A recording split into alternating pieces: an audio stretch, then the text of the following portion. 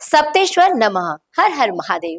ભક્તિ ભાવે હૃદય ભરાય જળાભિષેક લિંગ પર જ્યાં વહે ભક્તો દર્શન કરે સદાય સપ્તેશ્વર મહાદેવ નમઃ.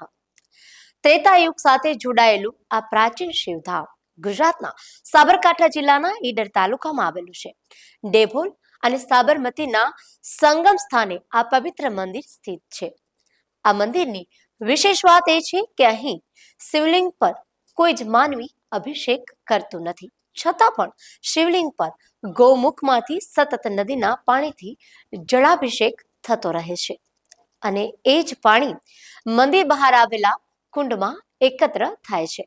વિશેષતા એ છે કે ભક્તોને અડધા પાણીમાં ઊભા રહીને ભગવાન મહાદેવના દર્શન કરવા પડે છે.